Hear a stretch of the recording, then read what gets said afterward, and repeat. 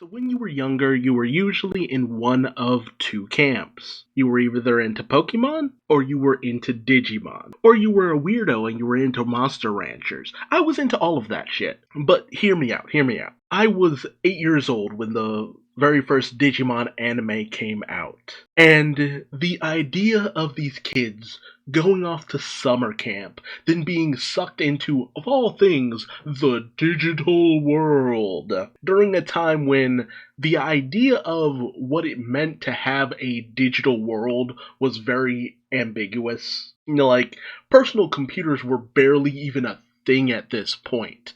Information was still put on floppy drives, if you even know what those are. That's how archaic the idea of a digital world really was. And most things that held any kind of information weren't really that big.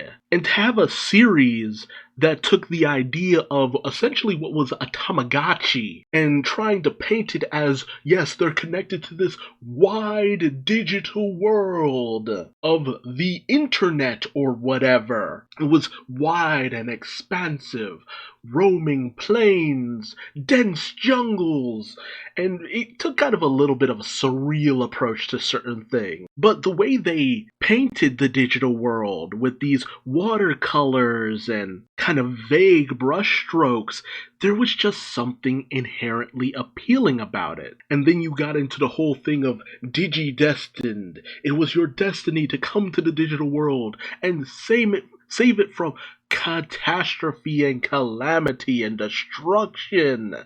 And the idea of being teamed up with your own partner who would digivolve into their next evolution with a digivice. Or you had the crests in order to digivolve into your ultimate forms. Yeah, you had Mega, Ultimate, so on and so forth. Trying to take down Devimon, the Devil Digimon. It's something just so inherently cool about the premise. It was simple enough, but also just wild enough that you could follow along. You got something a little bit out of it for some reason. There was just this weird, I want to say depth, but at the same time I'm just like, was it really a depth? It felt like depth for an 8-year-old. And the idea that everything took place on August 1st, 1999, like, dude, that's 10 days before my birthday. Like, something about this series just resonated with me. And Leomon was one of my favorite, dude, the dark gears. It was all so cool. And then you had the story of when they went back to Earth and everything seemed to be hunky-dory. They defeated Devimon. What's the problem? And then in comes Myotismon, who's come to the real world to find the 8th Digi-Destined. And it's none other than Kairi, Tai's younger sister, and it was so fun. And you had these great cast of characters. Tai, the leader, Matt, the bad boy, with personal issues, Sora, the tomboy, who had a good head on her shoulders, Izzy, the computer whiz, Mimi, who was a bit of a ditz, the wealthy posh girl, Joe, the neurotic honor student, TK, the kid, and Kairi, the fun addition. It was just such a filled out cast of characters, and to some degree you could see some part of yourself in at least one of these kids. There was just something about the way this series was done, and then you got to the whole thing with the Dark Masters, and the battle to save humanity, and the rise of Apocalypse. It was just a lot of fun. And then you also had the movie, Digimon the Adventure, the movie, that was like bundled together with these other films and stuff, with the Our War Games movie. I love the initial Digimon Adventure movie where Tai had, seen this Digimon. I wish we had seen that in America sooner, because it's such a great setup for everything that would come later down the line.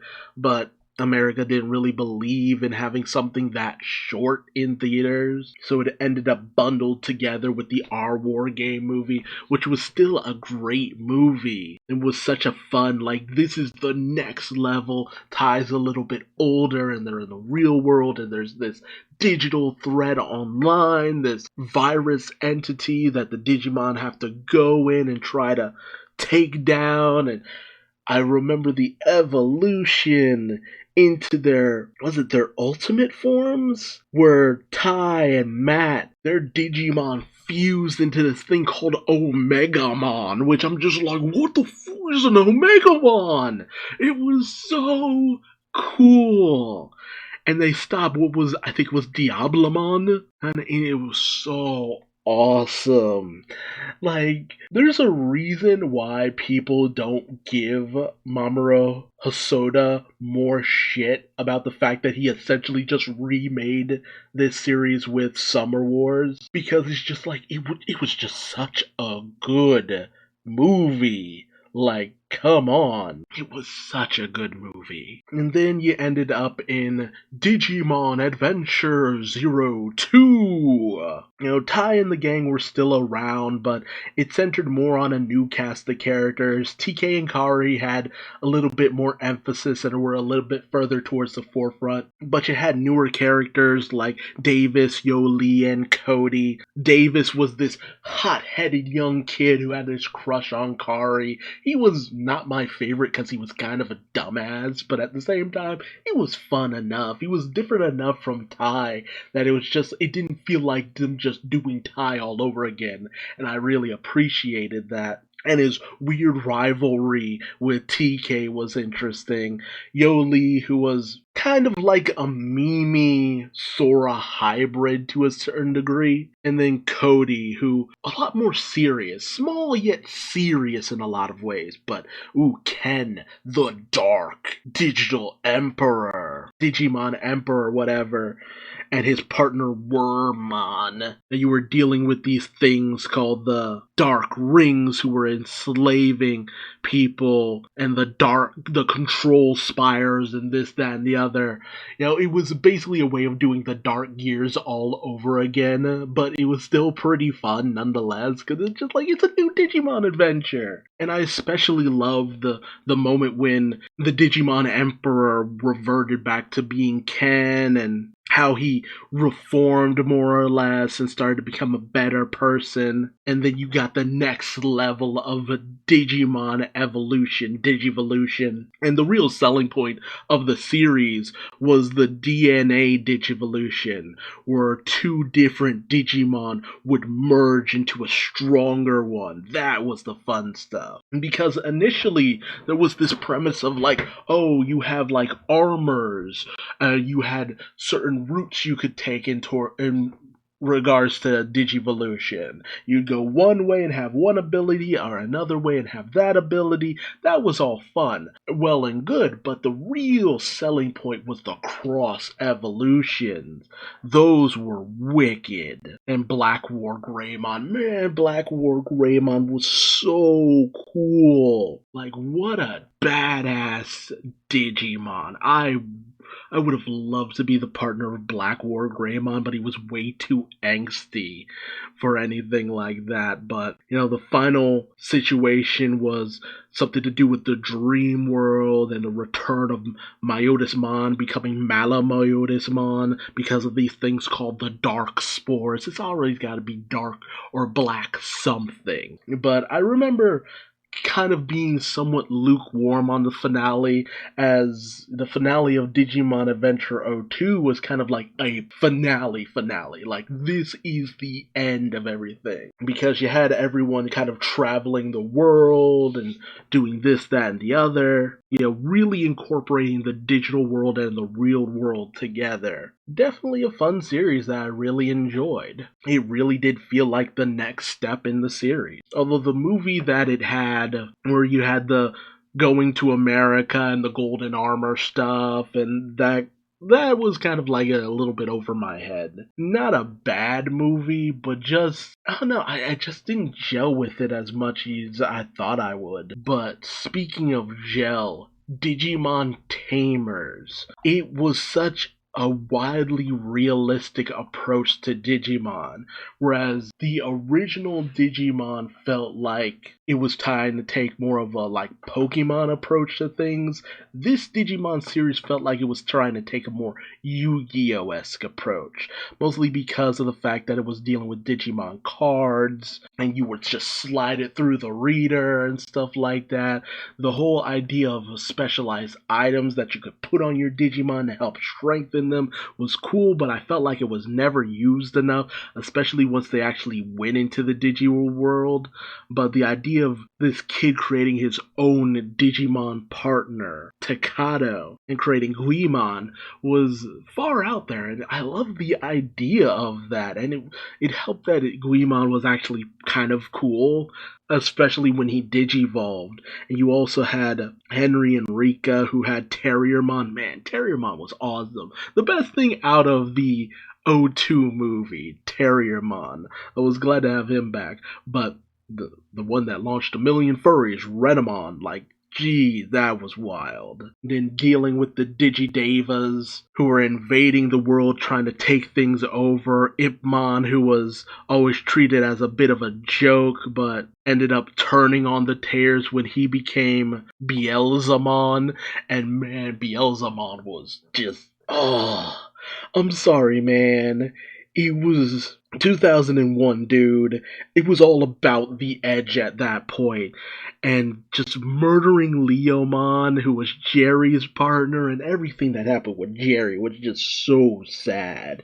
It was so sad. I remember just having such conflicting feelings when all of that went down. And the situation with the D-Reaper, which was, of all things, a rogue cleanup program that just went on this rampage out into the world and was using Jerry, trying to manipulate her, was inside her body or something in order to materialize in the real world. And once they were able to restore everything, the Digimon had to go back to the digital world, which was sad, but then everything ends off with Takato finding what seemed to be a portal back to the digital world. I always expected some kind of follow-up to this series, but it never did get one. And I heard there was plans to at least attempt to do a kind of sequel to the series, but it just fell through ultimately, which was a shame. But the series that doesn't get a lot of love, oddly enough, it's very polarizing to the Digimon community, is Digimon Frontier, with these human children summoned to the digital world to take on the spiritual power of these, I think it was 20 spirits. So instead of having digital partners, the kids themselves would be able to digivolve into Digimon themselves. And I remember a lot of people were so down on them, but it was supposed to be 6 kids, but one of them had gone missing. And there was a bit of a mystery behind that, which was actually pretty cool. I loved that, but I actually really loved the series. Takuya was a cool protagonist because he was almost like a mid-ground between Ty and Davis. Not overly in charge, but not an overall doofus. And Koji was like a mid-ground between Matt and Ken. A bit of a loner, but still very sociable to a certain degree. Zoe, who, I'm creating all these parallels, but honestly, they were there. Zoe was like a mid-ground between Mimi and Sora. She was a bit of a diva, but still could get her hands dirty. JP, who was the oldest of the group, but honestly, he doesn't really have too much of a parallel. Honestly, he didn't get that many overweight Digimon, Digidestin characters. Honestly, he was kind of a bit of a nice change for the most part. I kind of gelled with his character.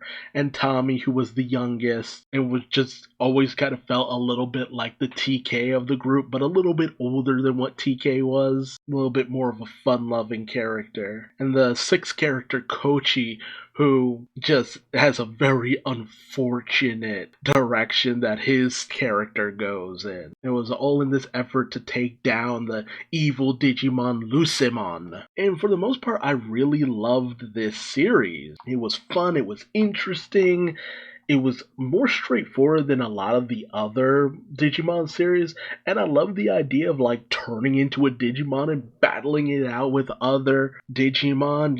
Take it to the Digimon yourselves. There was just something fun and fascinating to me about the series. And then you reach the point where I kind of fell off of Digimon because there was like a 3-year gap between Digimon Frontier and Digimon Savers or Data Squad, whichever way you know it by. And I would always hear about Data Squad secondhand, like the main character goes around punching Digimon and stuff, Marcus. But I have yet to actually get to a point where I would actually watch it.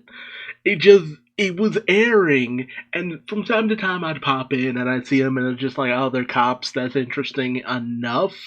But I don't know, I just did not resonate with this series, oddly enough. Now, the series that I actually was kind of almost compelled to go in and watch was Digimon Fusion or Cross Wars. Just because of the fact that, especially towards the end of the series, there was this, it's massive spoiler alert, massive moment towards the end where every protagonist from every previous Digimon series rolls up and helps battle the main enemy. And I remember just being like, what? Like, I went out of my way to watch that episode because I was in disbelief at the idea of something like that happening. And honestly, Cross Wars was one that had one of my favorite elements, that's the fusion and thing, but it kind of made it a little bit more mundane almost, but then also amped it up to a 12 on the up to 10 scale of fusions you could do. So I love the idea of the absurdity of the series, and that actually kind of got me just a little bit interested in this series, but I have yet to actually watch it in full, so tell me if this is any good. And the last major Digimon series that came out that I know absolutely nothing about is called Digimon Universe App Monsters. And this came out like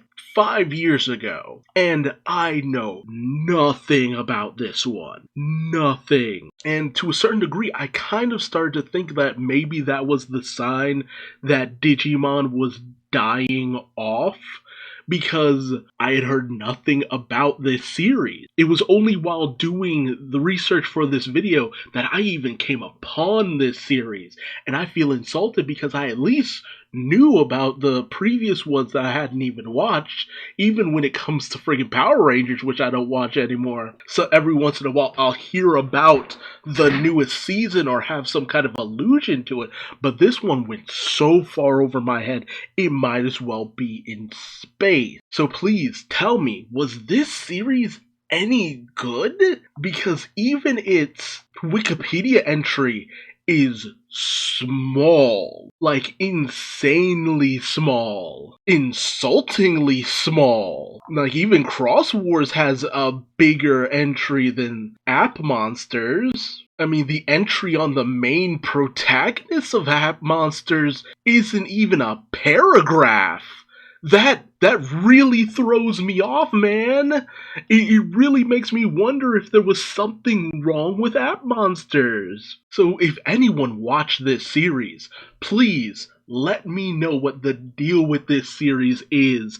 I am deeply fascinated, if only out of a morbid curiosity, as to whether or not this was maybe garbage, maybe not. I don't want to insult something I really have no idea about, and I feel so bad about it. But the thing about this series, it got overshadowed by the movie tour de force that was the Digimon Adventure Tri series.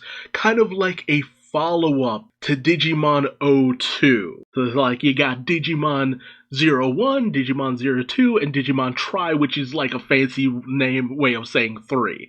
I don't know that for certain, but it kind of feels that way. And this movie series, I had wanted to watch this, but I had been holding off until it finished, because when I heard that it would be an ongoing series of movies, I was like ready to watch the first one like about a year or two after it came out, especially when the original voice casts for the English Digimon series were on board as well. And that freaked me out because it was just like, what? You even brought in the old voice cast in English? That blew my mind. So I was ready to go. I was ready. And then I heard it was just going to be this ongoing thing. And so I was just like, okay, I'm holding off until I hear that it's done, until I know for sure that it's finished, so that I can just go in and binge watch it at my leisure. Because I'm just like, look, I don't want to be waiting. I want to be able to just watch it when I want to watch it. I know that's probably the weirdest thing possible, but yeah, I solidly held off on a series of movies for like 5 years now, and then it's just like now I'm ready to watch it. I'm ready to watch it, especially with what ended up being the last adventure, literally titled Last Evolution Kizuna. And I'm just like, dude. And I've heard so many fantastic things about this movie. It's actually fantastic. The solid word of mouth I've heard about this movie. I'm just like so ready to watch it, but at the same time I'm kind of nervous to watch it because it's just like, to have something be portrayed and have a conclusion that is taken seriously. And that was always the thing about Digimon, that it was taken a little bit more seriously than Pokemon, except for the Pokemon Adventure manga. Like, God, if only they would adapt that. But this, to be the swan song for the original Duuz-Diz-Din, it's fantastic. It's just so fantastic to hear. And to hear people compare it to Toy Story 3 and How to Train Your Dragon The Hidden World, both movies that left me a sobbing mess of a human being, is just like, I have to prepare myself for the day when I'm just finally able to just sit down and watch this, because I know it will destroy my heart in the best way possible. I need to stop being such a... I need to man up and just watch the damn thing, but I'm so hesitant because I know it's going to kill me inside. I know it. I know it. And that's why I was also so disappointed to hear about the latest venture in Digimon that came out just last year. And that's the basically reboot of the Digimon franchise with Digimon Adventure 2020. And what I've heard about it is just widely disappointing. So many people have torn this series a new one, and I feel like it was just a bad choice to release something like this the same year that you get Last Evolution Kizuna that had such high praise. Like, you officially you lived long enough to see yourself become the villain. That's what I'm hearing from this, and that is disappointing as all get out. I've heard the way that they rework the plot is terrible. I've just heard the worst possible things about this movie. Well, about this series. And it's funny too because this is the second longest running Digimon series, right behind Digimon Fusion / Cross Wars. The shortest, by the way, is Digimon Data Squad, or Digimon Savers. Like, that's 66 episodes and it hasn't even finished airing. But I would think that maybe in the beginning people weren't gelling with it, but no, a lot of people gave this series a fair shake in the beginning. I was hearing some pretty solid stuff, but then I came back to just look at some of the reviews, and people are tearing this series a new one. And so close to the finale, dang. I'm kind of interested to watch this one too to see if I have the same opinion. A whole lot of stuff on my watch eventually list. But I love Digimon. Digimon will always have a special place in my heart. And with the announcing of a new series that is supposed to come out this year after the finale of the 2020 Adventure series, Digimon Ghost Game, or is it Ghost Game Digimon? And a protagonist without goggles. Man, guys are getting ambitious. And I'm not sure what the vibe of this series is gonna be. The promotional artwork kind of makes me think of Digimon Tamers, but you could never quite tell from the onset. But Digimon lives on. It still lives on in the hearts of many. It still has its ups, it still has its downs, but it's still alive to an almost startling degree. It's never been the juggernaut that Pokemon is, and honestly, it probably never will be. Pokemon was a flash in the pan shock that has lived on for generations and will probably continue to live on for generations. But for Digimon, very much like Yu-Gi-Oh! Almost, there's always just going to be this interest in seeing it around. It's this thing that just isn't ready to completely give up the ghost. And if the Try movies are anything to go off of, it knows how to play into the nostalgia. Although with the 2020 Adventure series, maybe it's starting to hit its swan song. It's hard to say. Will there be another Digimon series that just resonates with people as much as some of the Adventures, Fusion, Cross Wars had a little bit of a good amount of love? Like, some solid people love Cross Wars, but then you get to App Monsters and no one I knew clinged on to it. No newer artists that I followed were into it. And it's not like I stick within a bubble. I'm pretty open to a lot of things. So for me to only just find out about this series still takes me off. That series just still takes me off guard. One day I will revisit Digimon and relive my past childhood memories in full and just have a grand old time. But let me know your Digimon memories. Did you love it? Did you hate it? Were you more of a Pokemon person? Were you more of a Monster Ranchers person? Oh man, Monster Ranchers. Let me know in the comment section below. Let me know what your favorite Digimon series actually was and who your favorite Digimon is. Mine's Beelzebub. Yes, I'm an edgy little shit. I'll freely take that. He has a kick-ass motorcycle and a leather jacket. I played a lot of Shadow the Hedgehog, for better or for worse.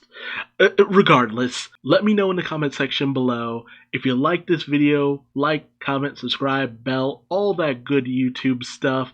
And until next time, I've been Duuz-Diz-Din, and I will see you later. Bye-bye.